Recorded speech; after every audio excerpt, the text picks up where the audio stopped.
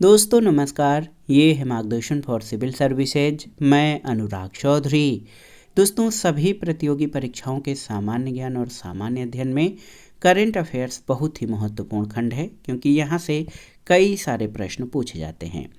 Current affairs खंड में आर्थिक घटनाओं से संबंधित प्रश्न और भी महत्वपूर्ण हैं, क्योंकि यहाँ से कई महत्वपूर्ण आंकड़े, उत्पादन, योजनाएं और प्रमुख नीतिगत निर्णयों से संबंधित प्रश्न पूछे जाते हैं।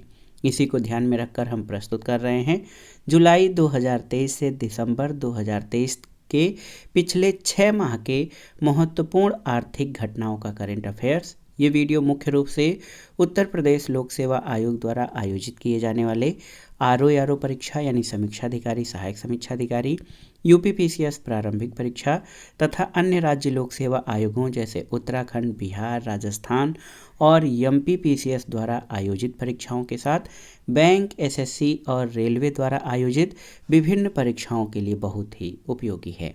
तो आइए शुरू करते हैं आर्थिक घटनाओं से संबंधित पिछले 6 माह के महत्वपूर्ण घटनाओं पर आधारित करंट अफेयर्स का ये वीडियो। पहला प्रश्न है कि 13 दिसंबर 2023 को भारत सरकार और एशियाई विकास बैंक ने किस राज्य में जलवायु अनुकूल विद्युत प्रणाली विकास परियोजना के लिए 200 मिलियन अमेरिकी डॉलर के ऋण से संबंधित समझौते पर हस्ताक्षर किए हैं। बहुत ही महत्वपूर्ण प्रश्न है, याद रखिएगा।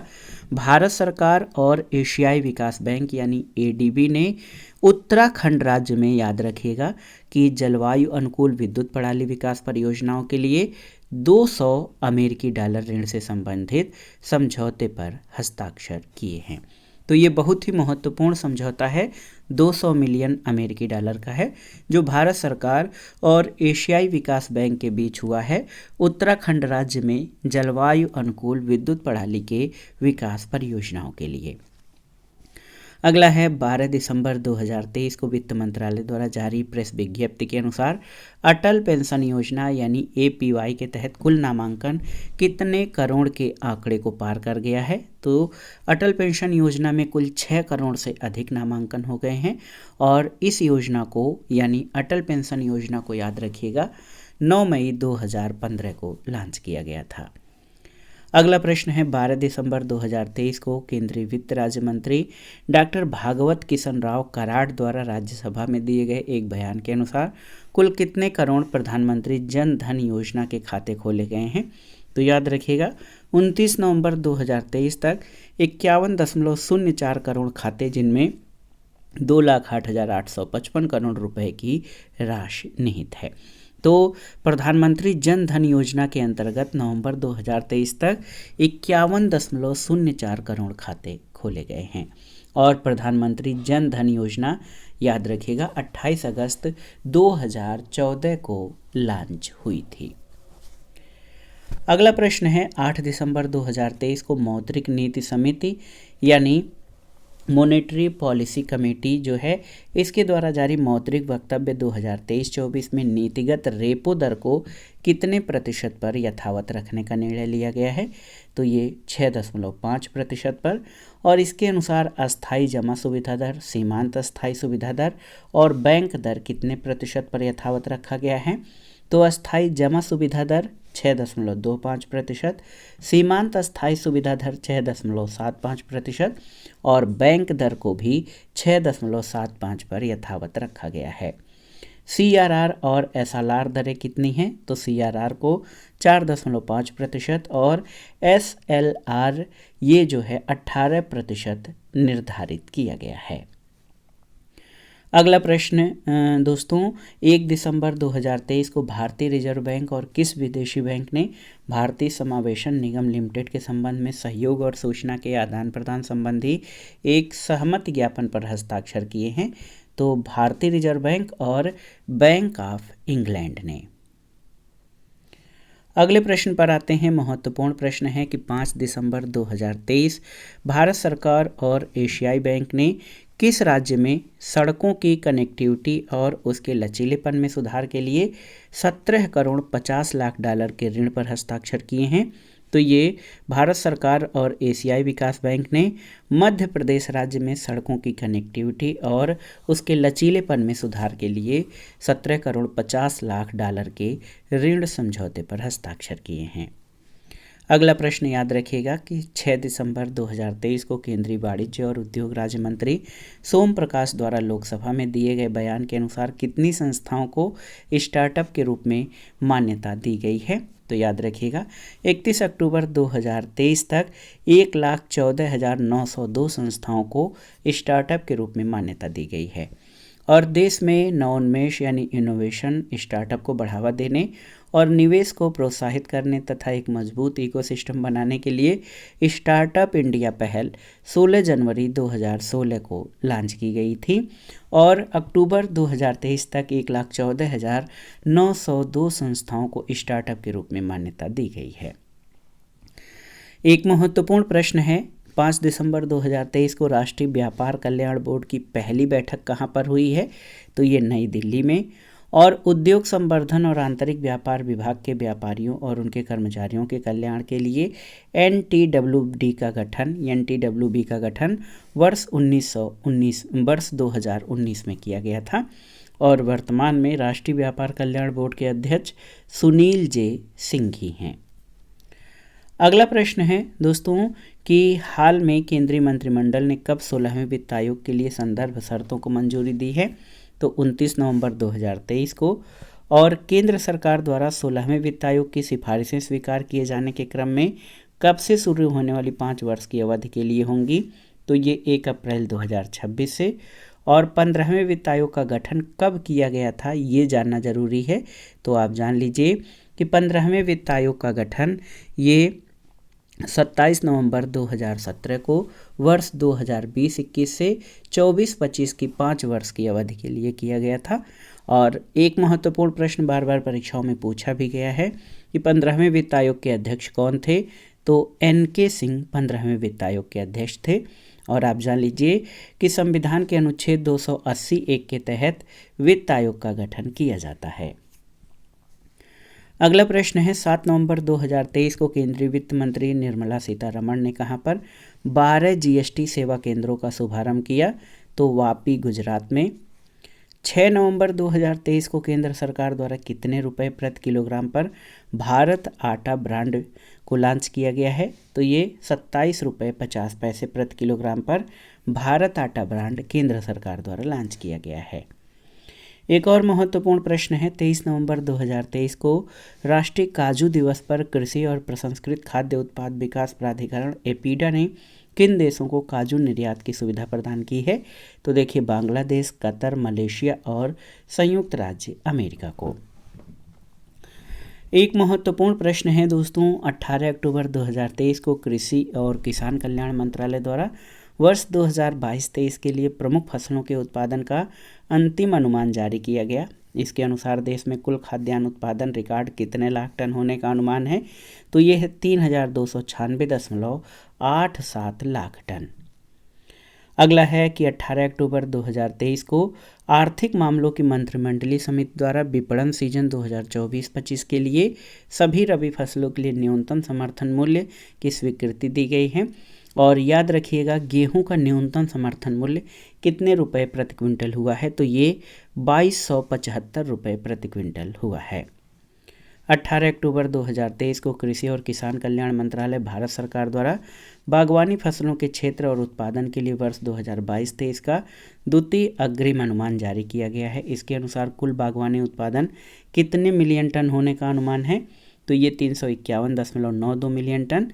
और इसके अनुसार फलों और सब्जियों का उत्पादन जो है, फल का 108.34 मिलियन और सब्जियों का उत्पादन 209.91 मिलियन टन होने का अनुमान है।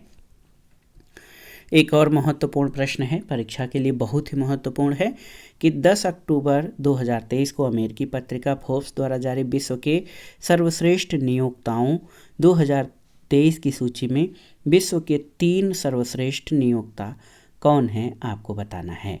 तो यहाँ पर देखिए विश्व के 3 सर्वश्रेष्ठ नियोक्ता सैमसंग इलेक्ट्रॉनिक्स दक्षिण कोरिया, माइक्रोसॉफ्ट USA और अल्फ़ाबेट USA हैं।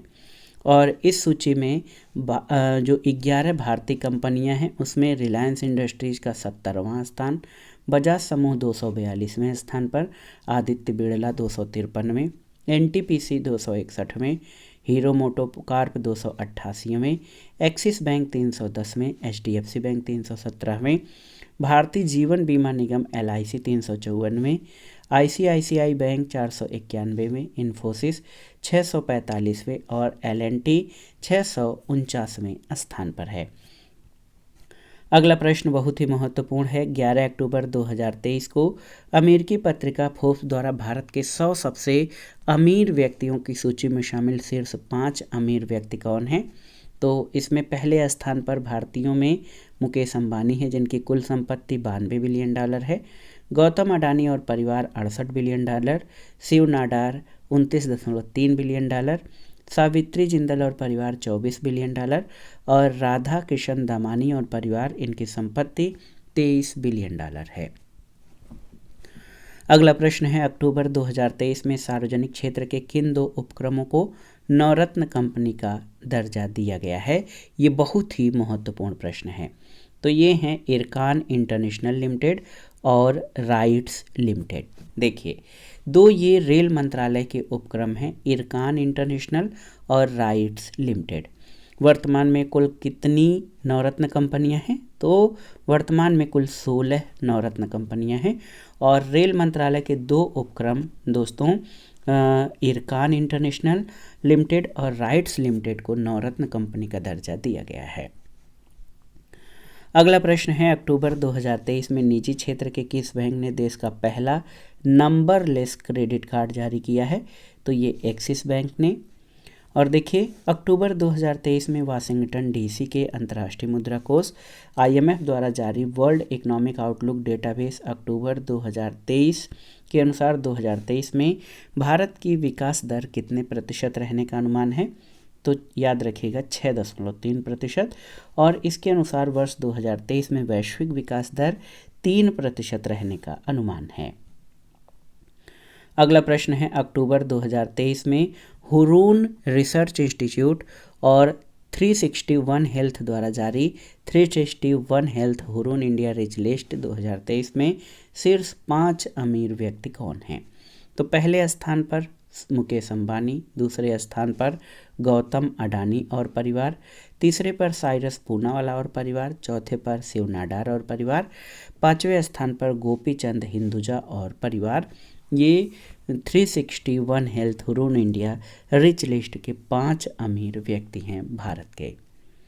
अगला प्रश्न है, सितंबर 2023 में टाइम मैगजीन द्वारा जारी वर्ष 2023 की विश्व की सर्वश्रेष्ठ कंपनियों की सूची में शामिल शीर्ष 5 कंपनियां कौन सी हैं?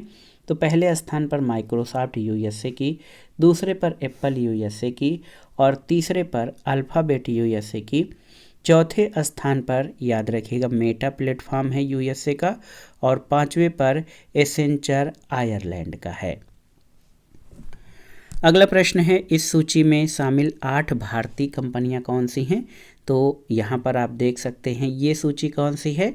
टाइम मैगजीन विश्व की सर्वश्रेष्ठ कंपनियों की सूची है। इसमें जो भारतीय कंपनियां हैं इस सूची में जो भारतीय कंपनियां हैं इनके बारे में जान लीजिए। इन्फोसिस 64वें स्थान पर, विप्रो 174वें, महिंद्रा समूह 210वें, रिलायंस इंडस्ट्रीज़ 248वें, HCL टेक्नोलॉजीज़ 262वें, HDFC बैंक 418वें, WNS ग्लोबल सर्विसेज 596वें और ITC लिमिटेड 672वें स्थान पर है। अगला प्रश्न है कि 19 सितंबर 2023 को कनाडा के फ्रेजर इंस्टीट्यूट द्वारा जारी economic freedom of the world 2023 वार्षिक रिपोर्ट के अंतर्गत, देखिए महत्वपूर्ण प्रश्न है ये, आप देख सकते हैं 19 सितंबर 2023 को कनाडा के फ्रेजर इंस्टीट्यूट द्वारा जारी इकोनॉमिक फ्रीडम विश्व आर्थिक स्वतंत्रता economic freedom of the world 2023 वार्षिक रिपोर्ट के अंतर्गत आर्थिक स्वतंत्रता सूचकांक 2021 में शामिल शीर्ष 5 देश कौन से हैं? तो आर्थिक स्वतंत्रता में सिंगापुर पहले, हांगकांग, शार चीन में दूसरे, स्विट्जरलैंड तीसरे, न्यूजीलैंड चौथे और संयुक्त राज्य अमेरिका 5वें स्थान पर है। एक महत्वपूर्ण तथ्य यहाँ पर है कि भारत को कौन सा स्थान प्राप्त हुआ है, तो विश्व आर्थिक स्वतंत्रता सूचकांक में भारत को भूटान के साथ संयुक्त रूप से 87वां स्थान प्राप्त हुआ है 165 देशों में।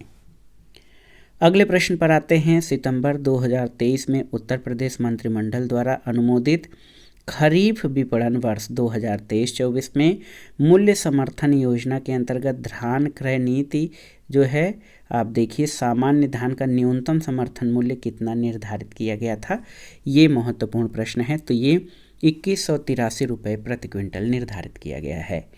एक और महत्वपूर्ण प्रश्न है, प्रधानमंत्री नरेंद्र मोदी द्वारा 17 सितंबर 2023 को कहां पर अंतर्राष्ट्रीय सम्मेलन और एक्सपो केंद्र यशोभूमि का पहला चरण राष्ट्र को समर्पित किया गया है, तो ये नई दिल्ली में।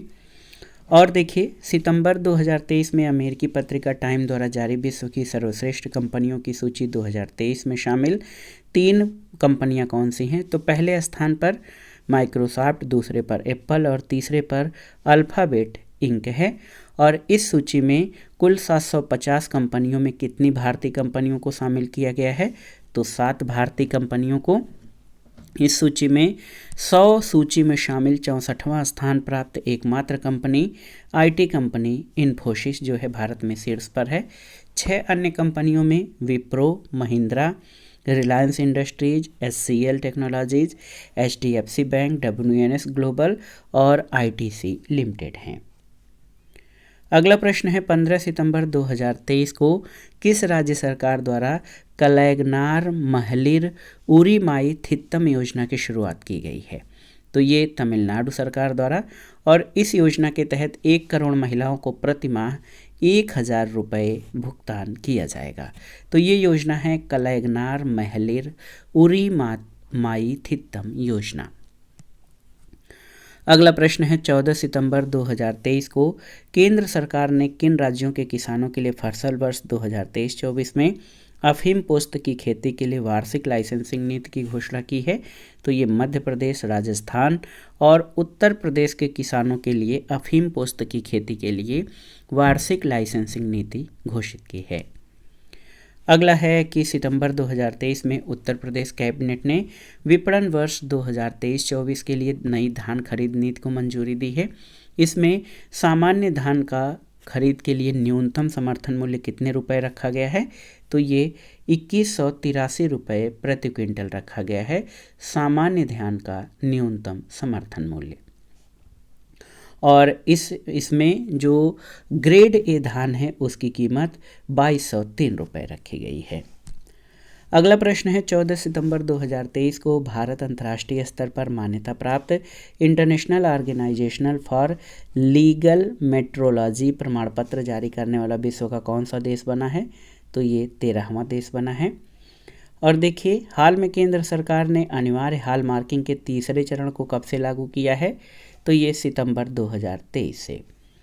अगला है 16 सितंबर 2023 को किस बैंक ने बैंकिंग सेवाएं की पहुंच बढ़ाने के लिए आईबी साथी पहल की शुरुआत की है, तो आईबी साथी इंडियन बैंक साथी यानी इंडियन बैंक द्वारा ये पहल शुरू की गई है। अगला प्रश्न है 13 सितंबर 2023 को केंद्रीय मंत्रिमंडल ने वित्तीय वर्ष 2023-24 से 25-26 तक 3 वर्षों में कितने लाख एलपीजी कनेक्शन जारी करने के लिए प्रधानमंत्री उज्ज्वला योजना के विस्तार को मंजूरी दी है, तो ये 75 लाख एलपीजी कनेक्शन जारी करने के लिए इस योजना को विस्तार दिया गया है। अगला है 13 सितंबर 2023 को दिल्ली मेट्रो कॉरपोरेशन ने किसके साथ स्वदेशी संचार आधारित ट्रेन नियंत्रण प्रणाली विकसित करने के लिए एक समझौता ज्ञापन पर हस्ताक्षर किया है, तो ये भारत इलेक्ट्रॉनिक्स लिमिटेड के साथ। अगला प्रश्न है कि अगस्त 2023 में केंद्र सरकार ने ई बस को बढ़ावा देने के लिए कितने करोड़ रुपए के भुगतान सुरक्षा कोष को लॉन्च करने की घोषणा की है, तो ये 4126 करोड़ रुपए के। 16 अगस्त 2023 को केंद्रीय मंत्रिमंडल ने कितने करोड़ रुपए के परिव्यय के साथ डिजिटल इंडिया कार्यक्रम के विस्तार की स्वीकृति दी है, तो ये 14,903 करोड़ रुपए के। और एक महत्वपूर्ण प्रश्न है, हाल में इनवॉइस प्रोत्साहन योजना मेरा बिल मेरा अधिकार शुभारंभ इस योजना का कब हुआ है, तो 1 सितंबर 2023 से। और ये योजना आरंभ में पायलट प्रोजेक्ट के रूप में असम, गुजरात और हरियाणा तथा दादरा और नगर हवेली तथा दमन और दीव के साथ किस केंद्र शासित प्रदेश में शुरू हुई है? तो ये पुडुचेरी में। दोस्तों अगला प्रश्न है, सितंबर 2023 में किस राज्य सरकार द्वारा ट्रांसजेंडर समुदाय के व्यक्तियों को 1000 रुपये प्रतिमाह पेंशन की मंजूरी दी है? तो झारखंड सरकार द्वारा। अगला है, सितंबर 2023 में किस बैंक के द्वारा डिजिटल किराया भुगतान के लिए देश का पहला nation first transit card launch किया गया है? तो भारतीय स्टेट बैंक यानी SBI के द्वारा। अगला है, सितंबर 2023 में किस राज्य सरकार द्वारा मुख्यमंत्री कामधेनु बीमा योजना शुरू की गई है? तो राजस्थान राज्य द्वारा। और सितंबर 2023 में भारत की पहली गोरिल्ला ग्लास विनिर्माण सुविधा कहाँ स्थापित करने की घोषणा की गई है? तो ये तेलंगाना में। अगला है, सितंबर 2023 में किस देश ने कॉरपोरेट निवेशकों को लुभाने के लिए गोल्डन वीज़ा योजना शुरू की है? तो इंडोनेशिया ने। और सितंबर 2023 में देश का पहला UPI ATM कहाँ लॉन्च किया गया है? तो ये मुंबई में। अगला प्रश्न है, सितंबर 2023 में भारतीय प्रतिस्पर्धा आयोग द्वारा विस्तारा एयरलाइन का विलय किस कंपनी में करने को मंजूरी दी गई है? तो ये एयर इंडिया में। एक और महत्वपूर्ण प्रश्न है, अगस्त 2023 में एशिया विकास बैंक ने भारत सरकार के सहयोग से कहां पर जलवायु परिवर्तन और स्वास्थ्य केंद्र स्थापित करने की घोषणा की है? तो नई दिल्ली में। अगला प्रश्न है, अगस्त 2023 में वर्ष 2023 का पहला भारतीय यूनिकॉर्न कौन सा स्टार्टअप बना है? तो ये बना है जेप्टो। वर्ष 2023 का पहला भारतीय यूनिकॉर्न ये जेप्टो स्टार्टअप बना है। और अगस्त 2023 में भारत और किस देश के मध्य पहले कागज रहित लेन देन का परीक्षण किया गया? तो भारत और सिंगापुर के बीच। एक और महत्वपूर्ण प्रश्न है, अगस्त 2023 में किस बैंक द्वारा all in one IRIS mobile app launch किया गया है? तो एस बैंक के द्वारा। अगला प्रश्न है, 17 अगस्त 2023 को याद रखिएगा, 17 अगस्त 2023 को भारतीय रिजर्व बैंक द्वारा बैंकों में अनक्लेम्ड डिपॉजिट यानी लावारिस जमा का पता लगाने के लिए किस वेब पोर्टल को लॉन्च किया गया है? तो ये पोर्टल है उद्गम यानी unclaimed deposits gateway to access information. अगला है, अगस्त 2023 में किस राज्य सरकार ने ग्रामीण क्षेत्रों में डिजिटल सशक्तिकरण के लिए ग्रामीण मित्र योजना की शुरुआत की है? तो गोवा राज्य ने। अगस्त 2023 में भारत ने किस अरब देश को पहली बार क्रूड ऑयल के लिए रुपए में भुगतान किया है? तो याद रखिएगा ये संयुक्त अरब अमीरात को। तो याद रखिएगा रुपए की जो क्रेडिबिलिटी है वो बढ़ रही है और भारत ने संयुक्त अरब अमीरात को पहली बार क्रूड ऑयल के लिए रुपए में भुगतान किया है। अगला प्रश्न है, देश के किस राज्य में पहले यूनिटी मॉल को स्थापित करने की घोषणा की गई है? तो ये मध्य प्रदेश में। और अगस्त 2023 में किस पेमेंट बैंक द्वारा देश का पहला eco friendly debit card launch किया गया है? तो एयरटेल पेमेंट्स बैंक के द्वारा। अगला प्रश्न है, अगस्त 2023 में उच्चतम न्यायालय द्वारा न्यायालय परिसर में प्रवेश के लिए ई-पास बनाने के लिए किस नाम से एक पोर्टल लॉन्च किया गया है? तो इसका नाम है सुस्वागतम पोर्टल। अगला प्रश्न है, अगस्त 2023 में RBI ने कर्ज पर लगने वाले दंडात्मक ब्याज के संशोधन नियम जारी किए और ये नियम कब से प्रभावी होगा? तो 1 जनवरी 2024 से। और इसके तहत अब बैंक और गैर बैंकिंग वित्तीय कंपनियां कर्ज भुगतान में चूक के मामले में संबंधित ग्राहक से क्या नहीं वसूल कर सकती हैं? तो ये है दंडात्मक ब्याज। अगला प्रश्न है, 10 अगस्त 2023 को RBI गवर्नर शशिकांत दास की अध्यक्षता में मौद्रिक नीति समिति ने मौद्रिक नीति वक्तव्य 2023-24 जारी किया। इसमें रेपो दर में कितने आधार अंकों की वृद्धि की गई है? तो रेपो दर अपरिवर्तित है, कोई वृद्धि नहीं की गई है। वर्तमान में रेपो दर 6.5%, अस्थायी रिवर्स रेपो दर 3.35%, CRR 4.5% और SLR 18% रखी गई है। अगला प्रश्न है, अगस्त 2023 में प्रसिद्ध अमेरिकी पत्रिका फॉर्च्यून द्वारा जारी विश्व की सबसे बड़ी कंपनियों की सूची फॉर्च्यून ग्लोबल 500 में किस कंपनी को शीर्ष स्थान मिला है? तो ये अमेरिकी रिटेल कंपनी वॉलमार्ट को। और इस सूची में 8 भारतीय कंपनियों को शामिल किया गया है। रिलायंस इंडस्ट्रीज 88वें स्थान के साथ शीर्ष भारतीय कंपनी है। इंडियन ऑयल 94वें स्थान पर, भारतीय जीवन बीमा निगम 107वें पर, oil and natural gas limited ONGC 158वें, भारत पेट्रोलियम ये 233वें स्थान पर, SBI 235वें, टाटा मोटर्स 337वें और राजेश एक्सपोर्ट 353वें स्थान पर है। अगला प्रश्न है, अगस्त 2023 में सार्वजनिक क्षेत्र के किस उपक्रम को नवरत्न कंपनी का दर्जा दिया गया है? तो OVL यानी ONGC विदेश लिमिटेड को। अगला है कि अगस्त 2023 में सार्वजनिक क्षेत्र के किस उपक्रम को महारत्न कंपनी का दर्जा दिया गया? तो IOC यानी ऑयल इंडिया लिमिटेड OIL को। अगला प्रश्न है, अगस्त 2023 में नाबार्ड द्वारा किस राज्य के ग्रामीण विकास के लिए 1974 करोड़ रुपए की राशि स्वीकृत की गई है? तो राजस्थान राज्य के विकास के लिए। अगस्त 2023 में किस राज्य सरकार द्वारा जल पर्यटन और साहसिक खेल नीति 2023 को मंजूरी दी गई है?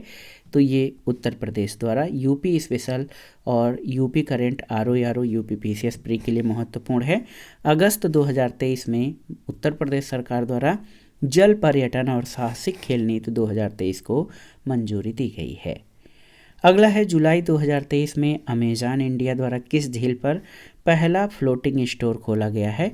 तो ये डल झील पर।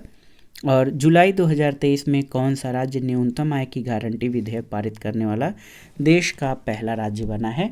तो याद रखिएगा, राजस्थान जो है न्यूनतम आय की गारंटी विधेयक पारित करने वाला देश का पहला राज्य है। अगला प्रश्न है कि जुलाई 2023 में किस देश की कंपनी ने यूनाइटेड किंगडम में EV यानी इलेक्ट्रिक व्हीकल बैटरी स्थापित करने का निर्णय लिया है? तो टाटा सन्स ने। जुलाई 2023 में सुपरमार्केट में पतली प्लास्टिक थैलियों पर प्रतिबंध लगाने वाला विश्व का पहला देश कौन बना है? तो ये न्यूजीलैंड है। जुलाई 2023 में कौन सा भारतीय बैंक दुनिया का चौथा सबसे मूल्यवान बैंक बना है? तो ये है HDFC बैंक। अगला प्रश्न है, जून 2023 में रुपे क्रेडिट कार्ड के माध्यम से UPI भुगतान की सुविधा शुरू करने वाला देश का पहला सार्वजनिक क्षेत्र का बैंक कौन बना है? तो ये केनरा बैंक है। Canara bank RuPay credit card के माध्यम से UPI भुगतान की सुविधा शुरू करने वाला पहला सार्वजनिक क्षेत्र का बैंक है। अगला है, जून 2023 में विश्व बैंक के द्वारा भारत में सरकारी संस्थाओं में तकनीकी शिक्षा की गुणवत्ता विकास के लिए कितना ऋण देने को मंजूरी दी गई है? तो $255.5 मिलियन। और एक महत्वपूर्ण प्रश्न देखिए, जून 2023 में किसके द्वारा भारत के डिजिटलीकरण कोष में $10 बिलियन का निवेश करने की घोषणा की गई है? तो ये गूगल द्वारा। जून 2023 में केंद्र सरकार द्वारा किस वर्ष से ट्रकों में AC को अनिवार्य करने की घोषणा की गई है? तो 2025 से। और जून 2023 में किस बैंक द्वारा मेरा खाता मेरा नाम सुविधा की शुरुआत की गई है? तो इंडियन ओवरसीज बैंक के द्वारा। अगला प्रश्न है कि जून 2023 में जारी विश्व डिजिटल भुगतान रैंकिंग 2022 में कौन सा देश शीर्ष पर रहा? तो भारत है। और जून 2023 में देश के सबसे मूल्यवान ब्रांड का खिताब किस कंपनी को मिला है? तो याद रखिएगा, टाटा समूह को देश के सबसे मूल्यवान ब्रांड का खिताब मिला है। स्वयं की इंटरनेट सेवा शुरू करने वाला देश का पहला राज्य कौन सा बना है? तो याद रखिएगा, केरल। केरल जून 2023 में स्वयं की इंटरनेट सेवा शुरू करने वाला देश का पहला राज्य है। और इस वीडियो का आखिरी प्रश्न है कि मई 2023 में भारत में जूनोटिक रोगों की रोकथाम के लिए किसके द्वारा $82 मिलियन के ऋण को मंजूरी दी गई है? तो ये विश्व बैंक के द्वारा। तो दोस्तों, ये था आज का वीडियो।